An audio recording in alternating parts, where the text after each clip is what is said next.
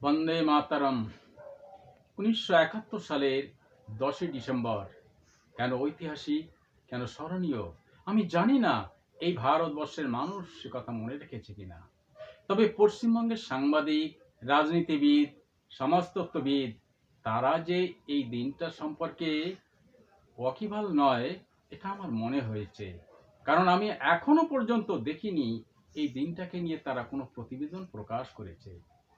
ওই দিনটায় প্রবাসী বাংলাদেশ সরকার এবং ভারত সরকারের মধ্যে একটি চুক্তি হয়, যেখানে বলা হয় বাংলাদেশ স্বাধীন হওয়ার পরে ভারতে আশ্রিত শরণার্থীদের সে দেশে ফেরত নিয়ে যাওয়া হবে।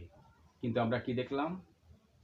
শেখ মুজিবুর রহমান সেই প্রবাসী বাংলাদেশ সরকারের যারা কর্তা ব্যক্তি তাদের সঙ্গে কি ব্যবহার করেছিল সেটা ভারতবর্ষের সবাই কম বেশি জানে। আর শেষে কি পরিণতি হয়েছিল?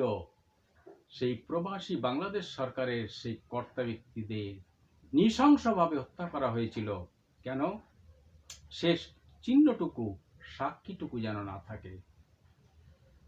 শেষ হয়ে গেল আমার শরণার্থীদের জীবন, অসহায় হলো ভারতবর্ষ। পরবর্তীতে আমি ভারতের জাতীয় কংগ্রেসে পরিস্থিতি দেখে হতবাক হয়ে গেলাম। আমি সরকার গড়লাম 2005 সালের 22শে ডিসেম্বর এবং ডক্টর মনমোহন সিংয়ের সরকারে আমি দিল্লিতে গেলাম এবং আমার সরকারের স্বীকৃতিপত্রে সইও করলেন। এবং আমি প্রতি বছর দিল্লিতে যেতাম এই কারণে যে মনমোহন সিং যদি আমার সঙ্গে দেখা করে, কারণ আমার মানুষ সর্বহারা হয়েছে এই কংগ্রেসের শাসন আমলে 1971 সালে। তাই আমি আশা নিয়ে যতবার গেছি দেখা তো পাইনি। একদিন দেখলাম ডক্টর মনমোহন সিং ঢাকায় গিয়ে সোনিয়া গান্ধীর সঙ্গে উনি জয় বাংলা স্লোগান দিচ্ছেন। আমি প্রসঙ্গত বলে রাখি, আমি সরকার তৈরি করেছি কংগ্রেসের সময়ে, কিন্তু অটল বিহারী বাজপেয়ীর সময় আমি সরকারও তৈরি করিনি।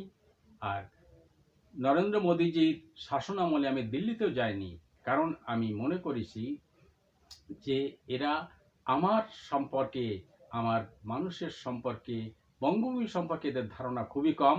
কারণ 1971 সালে এই দলটি তৈরি হয়নি। তবে কয়েকজন কংগ্রেস নেতৃত্বের নাম না করে আমি পারছি না।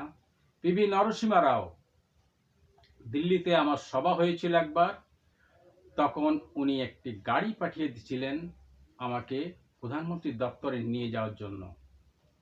এবং সম্ভবত এই কারণে নরসিমা রাওকে সোনিয়া গান্ধীর কংগ্রেস চিরনির্বাসিত করেছিল। আরেকজনের কথা না বলে পারছি না, পি চিদম্বরম। উনি কলকাতায় এসে কোট আনকোট বলেছিলেন, বাংলাদেশের মানচিত্র হয়তো আমরা পাল্টাতে পারবো না, কিন্তু ইতিহাস আমরা পাল্টে দেব। আরেকজন প্রণব মুখার্জি, যিনি 2003 সালে সেই যে আইন তৈরি হয়েছিল নাগরিকত্বের, তার সভাপতি তিনি ছিলেন। আমি চাই ভারতের পার্লামেন্টে আমার বঙ্গভূমি সম্পর্কে পূর্ণাঙ্গ আলোচনা হোক, কারণ ভারত ইতিমধ্যে আমার রাষ্ট্রের স্বীকৃতিপত্রে স্বাক্ষর করেছে। তাই আমি মনে করি আলোচনা হওয়া সম্ভব, এবং এই আলোচনা করুক ভারতের জাতীয় কংগ্রেস। এবং শুরু করতে হবে 1971 সালে আমার 1 কোটি মানুষ ভারতে আশ্রয় নিয়েছিল। শ্রীমতী ইন্দিরা গান্ধী এই শরণার্থীদের জন্য বাংলাদেশের স্বীকৃতি চেয়েছিল এবং সারা পৃথিবী বাংলাদেশের স্বীকৃতি দিয়েছিল। তাই বাংলাদেশের আমার হিন্দু ভাই বোন, এইখান থেকেই শুরু হোক আলোচনা। জয় বঙ্গ।